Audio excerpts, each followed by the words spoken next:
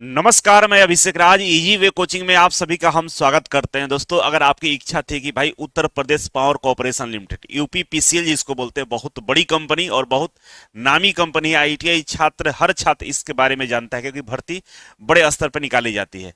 इसमें एक बहुत बड़ा बदलाव कर दिया गया है। जो भी आईटीआई के छात्र इसमें जाना चाहते हैं उनको इस बदलाव के बारे में मालूम होना चाहिए, नहीं तो आने वाले भविष्य में जो इसमें भर्ती निकाली जाएगी उसमें आप फॉर्म को अप्लाई नहीं कर पाएंगे, क्योंकि ऐसा कुछ टेक्निकल इसमें बदलाव किया गया है। इसी के रिगार्डिंग यूपीपीसीएल के तरफ से दिनांक 23 जनवरी 2026 को एक नोटिस जारी किया जाता है। जो नोटिस आपके सामने दिखाई दे रहा है इसको जारी किया जाता है, ठीक है। लेकिन इस नोटिस के लिए यूपीपीसीएल की तरफ से एक बैठक की गई थी। कब? 12/11/2025 को, मतलब 12 नवंबर को एक बैठक किया गया था। और इस बैठक में जो बदलाव है उस पे मोहर लगाया गया था, भाई ये बदलाव किया जाएगा। और फाइनली अब इसका अप्रूवल मिल चुका है और ये बदलाव आपके सामने देखने को मिल रहा है, ठीक है। तो वैसे में जो बच्चे आईटीआई के बाद बिजली विभाग या यूपीपीसीएल में नौकरी करना चाहते हैं उनके लिए काफी जरूरी नोटिस है। तो आप लोगों से गुजारिश है कि शेयर और लाइक जरूर करेंगे, ठीक है। जो बच्चे तैयारी करना चाहते हैं, चाहे यूपीपीसीएल का तैयारी करिए, रेलवे, इसरो, डीआरडीओ, बार किसी का भी तैयारी कर रहे हैं, तो इजी वे कोचिंग के माध्यम से आप बेहतर तैयारी कर सकते हैं। इजी वे कोचिंग पिछले 8 सालों से केवल और केवल आईटीआई छात्रों को हजारों संख्या में सिलेक्शन दिया। वैसे में आप ज्वाइन करना चाहे तो easy way global play store से डाउनलोड कर सकते हैं। ये हमारा हेल्पलाइन नंबर है। ऑनलाइन और ऑफलाइन दोनों माध्यम से क्लासेस चलाए जा रहे हैं। लेटेस्ट बैच स्टार्ट हो चुका है, आप ज्वाइन कर सकते हैं। अगर भारी ऑफर का इंतजार था तो मास्टर कोर्स के अंदर में मात्र 599 रुपए में फीटर और इलेक्ट्रीशियन दोनों का अलग अलग कोर्स उपलब्ध करा दिया गया है। आप इसे ज्वाइन कर सकते हैं, ठीक है। चलिए इसी संदर्भ में अब आगे बढ़ेंगे। तो देखिए, जो बदलाव किया गया है उसके बारे में यहाँ पर चर्चा की गई है। ये वाला जो कॉलम है इसमें पुराना जो व्यवस्था था उसके अनुसार क्या भर्ती प्रक्रिया था इधर बताया गया है, और नया वाला व्यवस्था में क्या भर्ती प्रक्रिया है ये इधर बताया गया है, ठीक है। अब समझिए, पुराना वाला ये है और नया वाला ये है। नया वाला में बताया गया है कि भाई आपका जो वेतन लेवल है 4 है और इसमें 27,200 से लेकर 86,100 रुपए तक आपका वेतन मिलेगा, ठीक है। ये वेतन का रेंज है। शैक्षणिक योग्यता की बात करें तो बोला है कि किसी भी मान्यता प्राप्त बोर्ड से 10वीं पास होना चाहिए, और साथ ही साथ अगर आपने इलेक्ट्रिकल से, इलेक्ट्रीशियन से और या इलेक्ट्रिकल से आपने आईटीआई किया है डीजीटी से, मतलब डीजीटी के अंतर्गत एनसीवीटी या एससीवीटी से, तो आप इससे फॉर्म को अप्लाई कर सकते हैं। एनसीवीटी और एससीवीटी दोनों अप्लाई कर सकते हैं, ठीक है। कई सारे बच्चे क्या करते हैं, डिस्टेंस मोड से आईटीआई कर लेते हैं या टेक्निकल डिग्री हासिल करते हैं, उनका यहाँ पे व्यवस्था नहीं दिया गया, वो अप्लाई इसमें नहीं कर सकते। ये तो खैर पहले भी था, इसमें अभी कोई बदलाव नहीं दिखा, बदलाव अब दिखेगा।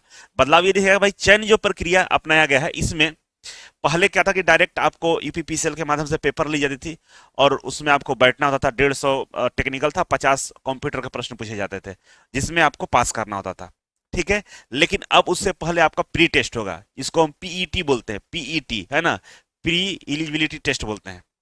अब पीटी आपको देना होगा। पीटी कौन लेता है? तो उत्तर प्रदेश अधीनस्थ सेवा चयन आयोग लेता है, ठीक है ना। कौन लेता है? उत्तर प्रदेश अधीनस्थ चयन सेवा आयोग लेता है पीईटी। तो पीईटी जो बच्चे दिए रहेंगे उनमें जो आप स्कोर करेंगे उसी के स्कोर के माध्यम से आपको फॉर्म भरने की अनुमति दी जाएगी। या इसी प्रकार का कोई संस्था राज्य अथवा केंद्र सरकार का भी हो सकता है। मतलब जरूरी नहीं है कि आप उत्तर प्रदेश अधीनस्थ सेवा चयन आयोग के से ही पीटी स्कोर आप पाएंगे तभी आप फॉर्म अप्लाई करेंगे, ऐसा कोई अभी फिलहाल तौर पे मोहर नहीं लगा है। कह रहा है कि इसी प्रकार के कई सारी संस्था हैं केंद्र सरकार और राज्य सरकार का, जैसे एसएससी हो गया है ना, और भी कई संस्थाएं हैं जो एग्जाम लेती है, उनके स्कोर के माध्यम से आपको फॉर्म भरने का अनुमति देंगे, ठीक है। तो पहला बदलाव यह है कि भाई आपको प्री एग्जाम देना पड़ेगा। प्री एग्जाम में मैथ, रीजनिंग, जीके वगैरह पूछा जाता है, तो ये स्कोर कार्ड आपके पास होना चाहिए। जैसे उत्तर प्रदेश में अनुदेशक की भर्ती निकाली गई थी, उसमें पीईटी मांगता है।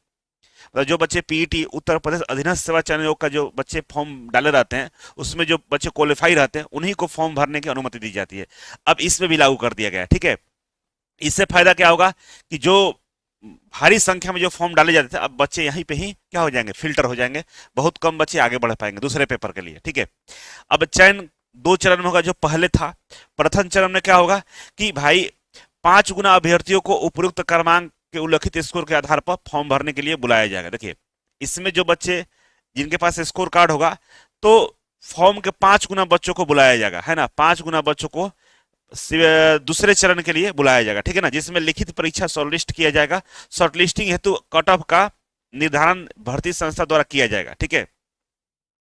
ये तो मतलब इस वाले स्कोर से आपके 5 गुना, फॉर्म से 5 गुना अभ्यर्थियों को इसमें बुलाया जाएगा। इसके बाद द्वितीय चरण होगा, और द्वितीय चरण में क्या होगा कि द्वितीय चरण में अलग अलग सब्जेक्ट होंगे। अब यहाँ पे देखिए क्या होगा, द्वितीय चरण में कह रहा है कि प्रथम भाग में प्रश्न पत्र कैसे रहेगा। देखिए टोटल जो प्रश्न पत्र होगा दो भाग में है, दो भाग में से जो पहला भाग है वो आपके सामने ये है कि पहले का जो नियम था कि भाई कंप्यूटर जो है ट्रिपल सी का जो पाठ्यक्रम है उसके पाठ्यक्रम के अनुसार 50 प्रश्न पूछा जाता था, जिसमें से आपको 20 नंबर लाना अनिवार्य था, ठीक है।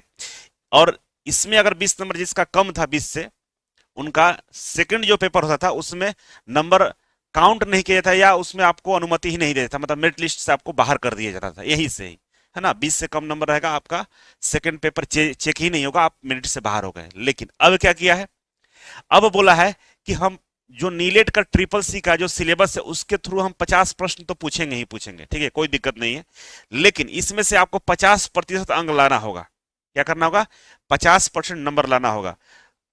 और जो 50 क्वेश्चन है प्रत्येक क्वेश्चन 4 नंबर का होगा, मतलब पंचौ का 20, 200 नंबर का पेपर हुआ, क्योंकि एक क्वेश्चन कितने का है, 4 नंबर का है, 50 क्वेश्चन है तो 200 नंबर हुआ। 200 का आधा करिए, मतलब आपको 100 नंबर लाना होगा। अब 50% का मतलब हुआ 100 नंबर आपको लाना होगा, ठीक है, ये कंडीशन कर दिया है। अब दूसरा भाग में चलते हैं। पहला भाग हो गया। दूसरा भाग में क्या था कि पहले भी ये मिलाकर 200 मार्क्स का था और आज भी ये 200 मार्क्स का है, लेकिन यहां बदलाव क्या हुआ है कि देखिए समान अध्ययन 20 नंबर का हो गया है, ठीक है, पहले भी 20 नंबर का था। हिंदी व्याकरण 15 नंबर का है, अंग्रेजी 15 नंबर का है, और टेक्निकल जो सब्जेक्ट था है ना, जैसे इलेक्ट्रीशियन फिटर हो गया, वो 150 नंबर का आज भी पूछेगा, है ना, टेक्निकल से। तो टेक्निकल से 150 है, लेकिन प्रत्येक प्रश्न कितने का होगा, 4 नंबर का होगा। तो 4 दूनी 8, 800 मार्क्स का एग्जाम होगा और 800 मार्क्स में से आपका मेरिट लिस्ट बनाया जाएगा। गलत करने पर 1 नंबर आपका काट लिया जाएगा, सही करने पर आपको 4 अंक दिए जाएगा। और कह रहा है कि दोनों भागों में प्रत्येक सही उत्तर के लिए 4 अंक दिए जाएंगे, मतलब प्रत्येक क्वेश्चन अब 4 नंबर का रहेगा, ठीक है।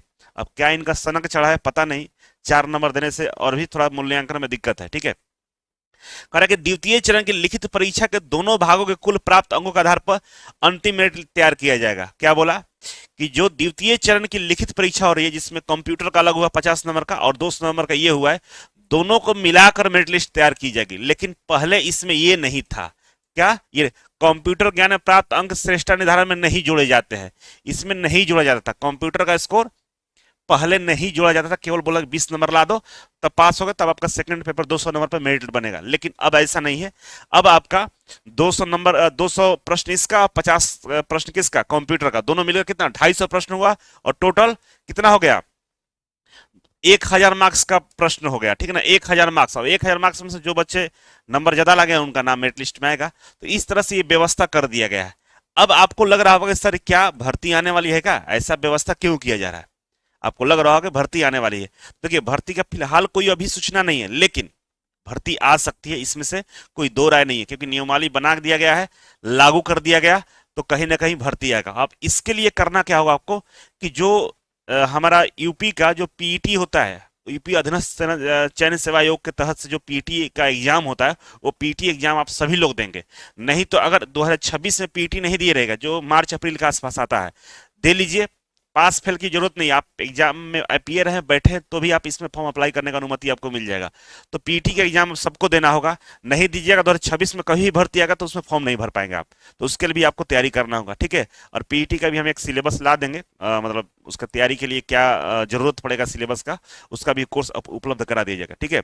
बाकी जानकारी कैसा लगा कमेंट बॉक्स में कमेंट कर सकते हैं, और आगे वाले वीडियो में जो भी आपका कमेंट होगा, डाउट होगा, हम बताने का प्रयास करेंगे। बहुत बहुत धन्यवाद, थैंक यू सो मच।